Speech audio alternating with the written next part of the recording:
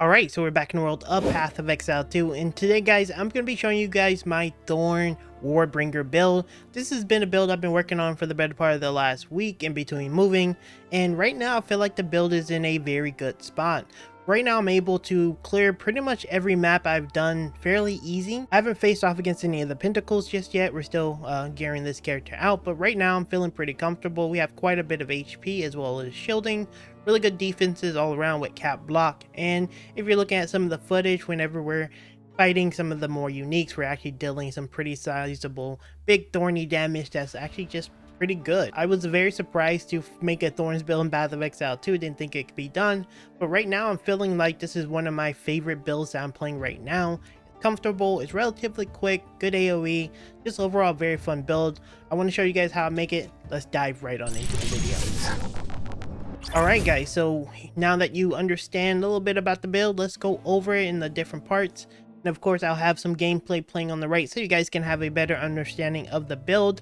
And there's a few things that's important that we need to go over. And I did want to say one thing before we start. This is a Thorns build. This isn't a like super bursty kill things in 2-second type build. You know, it's just not the nature of the build. It's a tankier playstyle. You're less likely to die type playstyle. I'm sure most of you probably know this, but I know there may be some people are a little bit concerned about like damage output. It's still good damage. You are reliant on something to hit you to get your thorns off, and that's just the nature of a thorns based build. But yeah, it's fun, it's pretty effective. I haven't really seen an indication that it couldn't do most of the content. I'm a little concerned about Arbiter of Ash, but we'll see how that goes when I get more gear, because there's still a lot of levels and gears to go. As you can see, I'm only level 75, so you know, I'm still relatively low level, lower level. But yeah, anyway, enough of that. Let's go over the gear, go over the gems, and there's some important things that we need to go over. So first things first, our main skill we're using is Armor Breaker. Whenever you hit a target, this will just break their armor. We are a Warbringer, so we're actually pretty decent at armor breaking naturally, but this helps out quite a bit. What we support it with is Martial Tempo for this attack speed, barbs for whenever you hit with it. On the 4th hit, you'll get like a thorn burst after you have been retaliated on your thorn hit. So something needs to hit you, need to keep hitting it back, and then you'll get a burst. And then cool bursts kind of do exactly the same thing. You'll get some hits taken to you, and you'll burst out some thorns, kind of the concept. I'm using Hammer of the Gods, but I'm kind of messing around with this. I would probably skip it if I'm being honest with you, but it's okay. I throw it down sometimes. I don't know, just experimenting as you probably come to expect. When it comes to our War Cry, we're using Infernal Cry.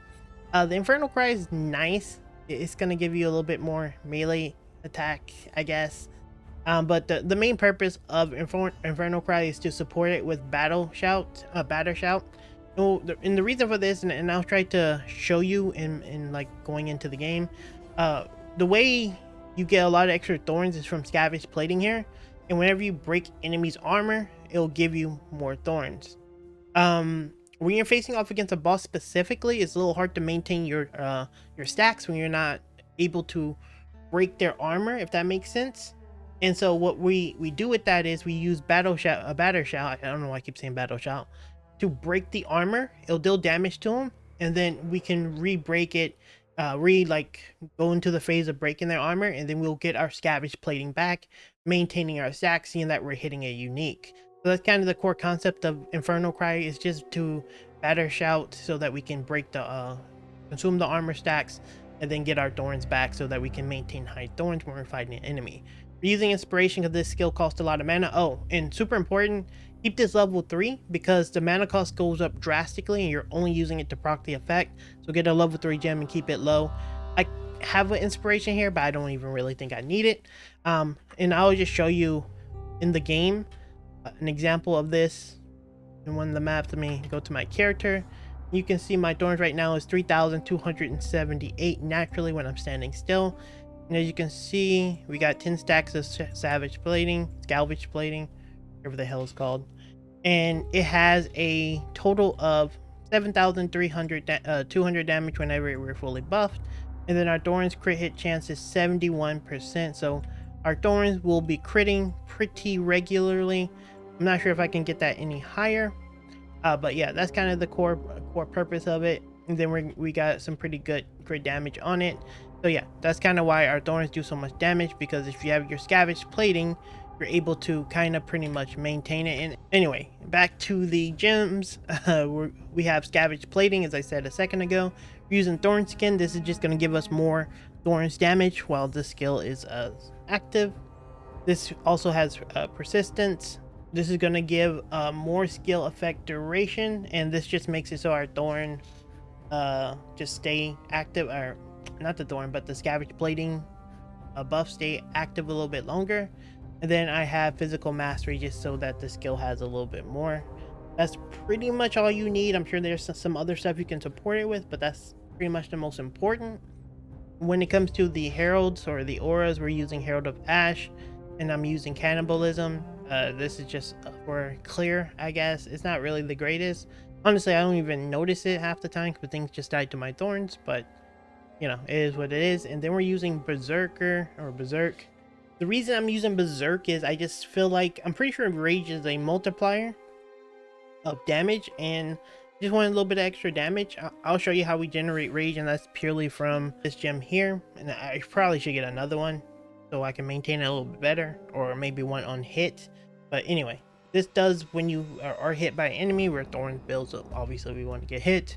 It gives us some Rage, and then I'm just using Berserk to kind of give us a little bit more added effects. Physical leech, it gives us some some physical leech and increase effect of rage. And seeing that, you know, a little bit of sustain actually goes a long way, I think it's pretty nice to have. So yeah, that's the core concept of that. Just going over our stats, as I said a second ago, we have 2,000 to 3,000 thorns. When we're buffed, it's up to almost 8k.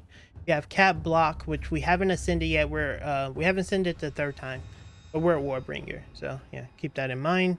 We're pretty much capped on our elemental resistances, except for fire. I can fix that in a second. And then in the next video, when I finish this build off and kill Arbiter and everything, we'll probably have cap chaos. Capping hasn't been too hard. We have 57% armor, and we don't want evasion for obvious reasons. And then we have 136 spirit, 514 energy shield. We'll go over it in the gear right now, but I opted to go with a ES setup. The reason for this was a few things. One, our helmet was you need the crown of the Pale King. The reason for this is simple. It's going to make it so that you can retaliate against all types of hits. And this is how you're going to get thorns damage, when the ability to use your thorns whenever something actually hits you that isn't like a physical attack. So that's kind of why. And it had energy shield and armor. In our passive tree, we're kind of pathing up here anyway towards this area, so I was like, you know what, let's get some of that stuff. I was actually thinking about grabbing some more ES stuff. I feel like just having an extra layer of HP or energy shield is really great, because right now with our pretty, I guess, super average gear, we have 2,500 HP as well as 500 energy shield. That's like 3k, which is pretty comfortable with 75% block as well as cap res. I'm feeling pretty confident in not dying, and that's kind of the reason why I went with it. Also, if I'm being honest, who the hell is going to be using energy shield, armor, and thorns? Like, I got this gear dirt cheap. Like, no one's selling this stuff at a reasonable price, you know what I mean? So just a combination of all those things. You can argue I can get int on gear much easier that way as well, and int wouldn't even be that big of a problem because no one cares about this type of gear. That's the core idea behind it, but you can go with a full armor setup if you want to. I just like to have a little bit of buffer on energy shield, and I think there's some decent synergies there. Anyway, going over the rest of the pieces, we talked about Crown of the Pale King. I'm sure you guys know what it does. Life. The rarity's pretty nice. Thorns, pretty good. On the chest, we got a chaos resistant, lightning resistance, huge life, use physical thorns on it with some spirit, so that's really good. Really, I got this dirt cheat for like 10 exalted or something. Super nice. Our hammer, we have a one-handed mace. This is our probably weakest piece. I actually just rolled the vendor and it had this. It's somewhat important to the build, because ideally I would like attack speed, and I would like something like some crit on it if I could. You do need a little bit of accuracy as well, but for me personally, this is the weakest link, but you can definitely get a lot more like out of it if you go with something that has like crit on it or something like that. So just keep that in mind. For our shield, I went with a full armor shield that has thorns, cold res, additional physical damage reduction, and then life. We should get something with block chance, because when we eventually ascend on Warbringer, we're going to take Turtle Charm. We're playing without Turtle Charm, by the way. And this is going to give us less block chance. And that's a multiplier, by the way, so we do need a little bit more block. I think we're capped. We're a little over capped. I think we may need a little bit more block, but I'll have to check on that. But anyway, if you get a shield that has block chance on it, I'm pretty sure we're good on the capping our block and being able to block everything. So that's gonna be really big. But yeah, make sure you get thorns on this. For our boots, we got the Briar Patch Lace boots. You can use this at level 11. I used this through the entire leveling phase. So it has move speed, life, sun threshold, thorns, and thorns crit hit chance. That's super big, the crit hit chance. And so like this is one of the other uniques that's kind of mandatory that you need to get. This should be pretty dirt cheap, like 1 to 3 exalted, unless it goes really big in the next couple days. I'm not sure. For our belt, went with a belt that had thorns on it, because this is one of the other pieces that get thorns. Resistances, strength, life, pretty straightforward.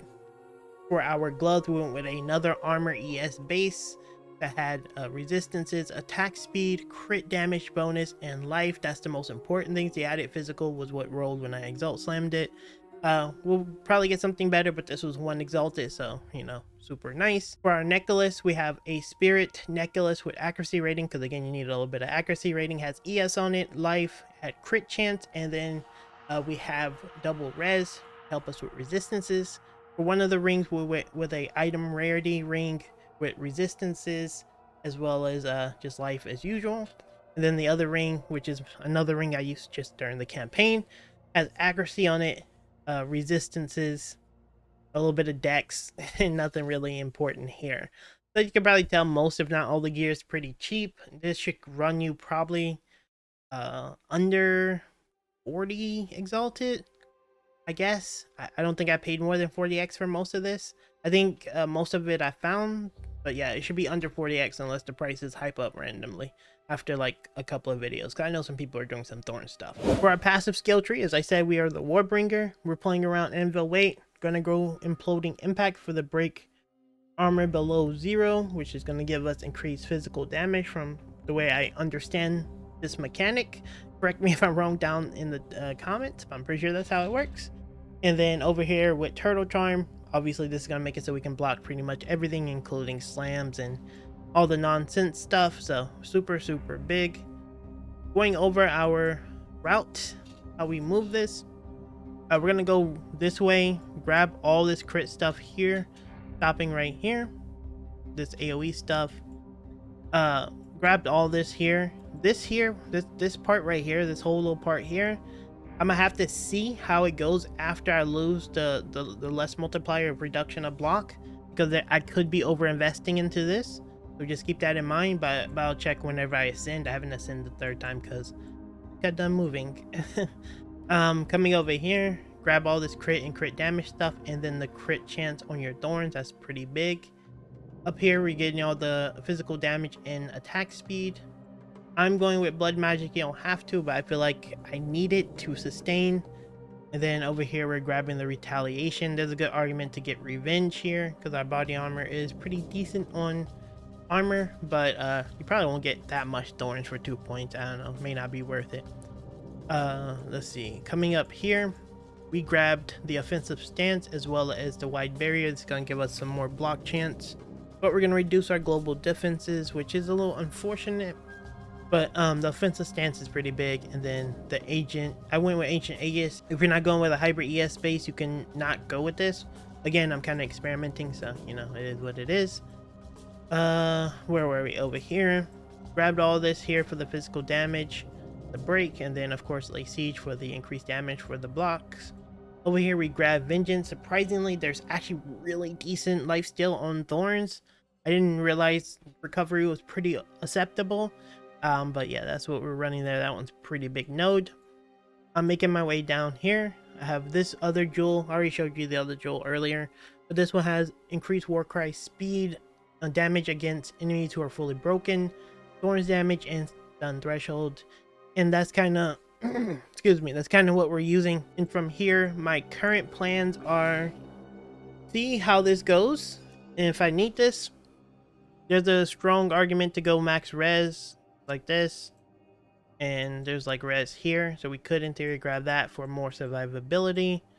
I was thinking possibly grabbing gorging and fast metabolism for more lifesteal sustain.